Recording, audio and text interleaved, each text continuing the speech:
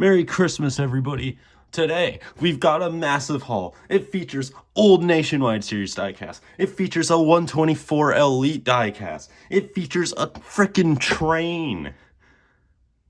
It's the Christmas Day diecast haul, so let's get right into it.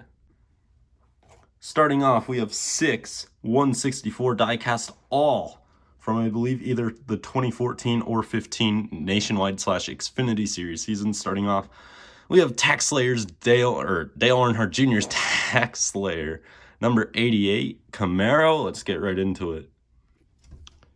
Here is the diecast.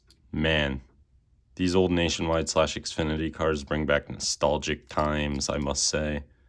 Beautiful car, though. And yeah, love the red and the black, you know. Again, black goes well with almost every bright color that exists, or like neon / bright color. Red is one of those colors, obviously. And just check this out. It's so cool. 2 drivers in this video. I have never had a diecast of them previously in my life. Here's the first one, a 2015 One Main Financial Elliott Sadler 1 car. This is Xfinity era. First year of the Xfinity series. I'll tell you what, another thing I love about these old cars is the bunny-eared spoilers and the oversized splitter. I don't know why, but I love it. But yeah, Elliott Sadler, beautiful car, I must say. Love the, can't really see it because it's still dark outside. It's still early morning, like 7 o'clock here in Pennsylvania. You could kind of see it here. The light blue to the white, I love that. The red too. Dark blue, I'm not the biggest fan of dark blue, but they also make that work very well. Nice car. So, our next diecast is a Kevin Harvick Hunt Brothers Pizza 5 car from 2014. I could have just checked by the banner right there, Nationwide. I found my worst enemy when it comes to diecasts, and that is plastic stands on the bottom. You have to mash them with like a hammer or something to try to crack them, and then you spin the screws off. Or at least that's the most effective and cheap, affordable way I found. And last time I actually got a Kevin Harvick car with a stand was his default Busch car from 2019, and I accidentally smashed the bottom of the splitter. Let's hope I don't do that with this Harvick car. I've had probably 3 cars with stands since I got that Harvick car, and everything went just fine. So hopefully everything will be good. But nice diecast. Again, not the biggest fan of Hunt Brothers Pizza cars, but this one's probably my favorite because it's on the Xfinity or Nationwide Series chassis, which I really like. This one probably right up there. If it's not my favorite, the only one Hunt Brothers scheme I like more is the next gen Harvick one. So yeah, Hunt Brothers Pizza Harvick.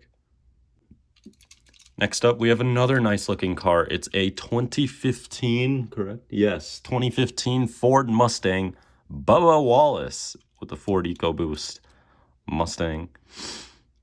I love this car. Yellow number works nice. I normally don't like it when the number's very bright and doesn't fit in.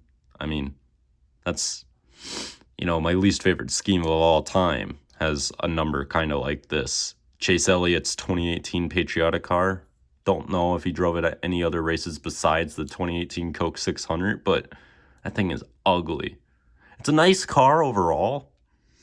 A lot going on, which is normally what I like, but it has a big yellow, Napa yellow number in the middle of the red, white, and blue, and I hate that.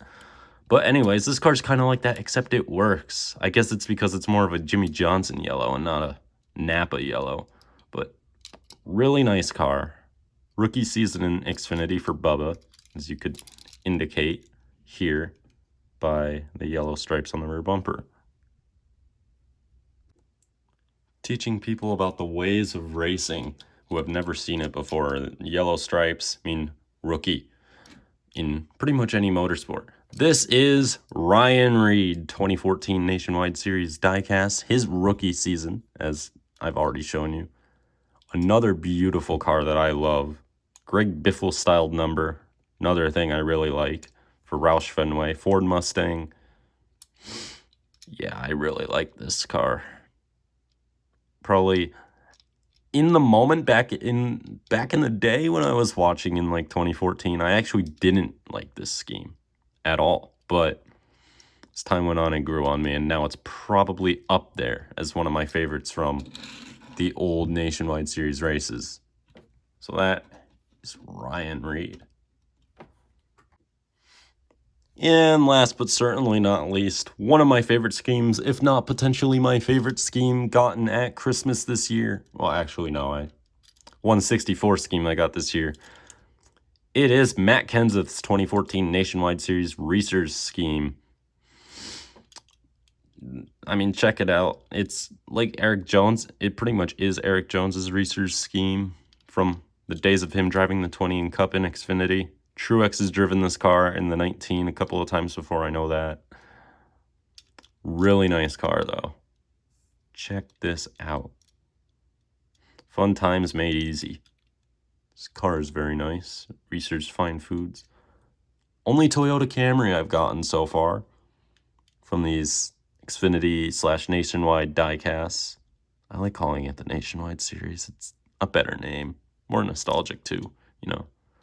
But anyways, that'll do it with the 164 diecast. So let's move on to our 124 diecast that we have gotten.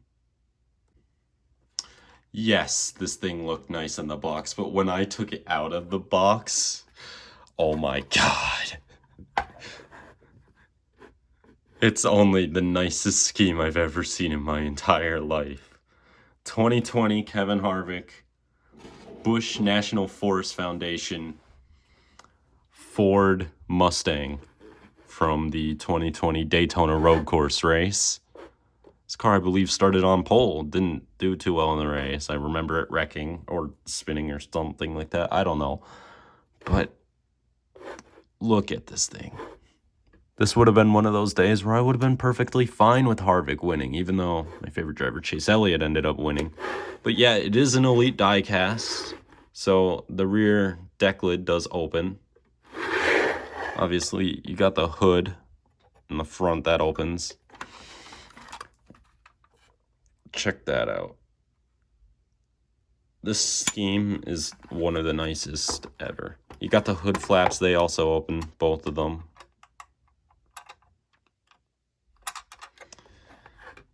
Wow. I'm in awe. I mean, I knew this scheme was good, but like, the camera can't even catch it all. If I zoom out, it's gonna be lower quality, but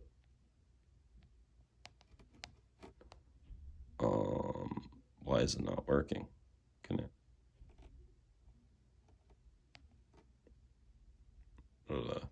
All right, it won't zoom out, but wow, I could just do this, get it to focus. Yeah, this car looks really nice when it like shines like this with the light reflecting on it. That's when it looks the best. And man, this car is amazing. 10, 11 out of 10. This car is unbelievable. And that's our 124 for this year, I guess. Now on to what I'd say is probably my favorite thing I got this Christmas. Ladies and gentlemen, for the first time ever on the channel, we have a train review. And it is a 284, not a Berkshire, but a Kanoa, or I'm pretty sure that's how you pronounce it. I'm not actually good at pronouncing it. But anyways, the Chesapeake and Ohio version of a Berkshire. It's a Lion Chief 284 Chesapeake and Ohio 2765 locomotive made by Lionel. Much better than the racing diecast nowadays, I must say. Let's get right into it. Now this is a locomotive I have waited to get my hands on. It's going to make the sound, isn't it? Hang on, let me unplug it. I'm sorry that the lighting isn't very great, but my light's up there and the train's kind of down here. Shadow kind of casts on it. I could probably get on the other side, but it's going to be upside down. Beautiful locomotive, though. I'll try to do an in-depth review on this thing now. Up on the front, you know, you got the light number board here, 2765, Chesapeake and Ohio. One thing about the Lion Chief Berkshires, or Kanawas, or 284s, I should say, of this type, they don't have the number boards up here, which it's not the end of the world. It doesn't really matter, but it does look nicer, I think, in my personal opinion, with the number boards. And of course, down here, you know, got all this really nice engine, kind of hard to see. And, you know, you got your two,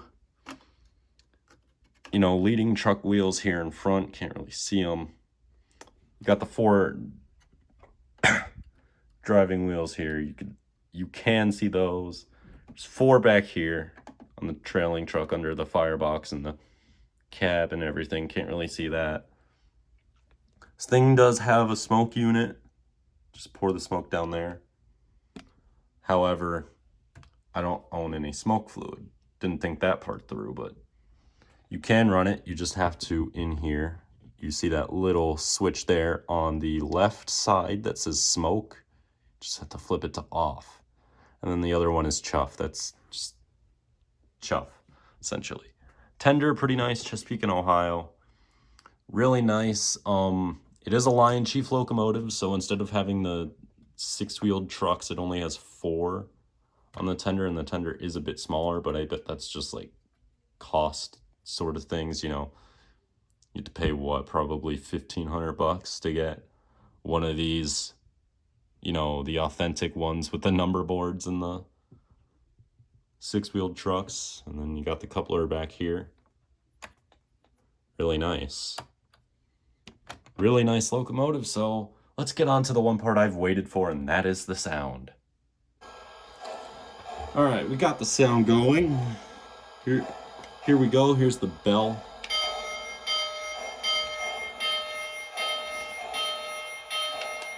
All right. Announcements. This is CNO 2765. We are up and running. Let's get this train made up. Oh, no. Didn't want to do that. It's all gone wrong. The whistle.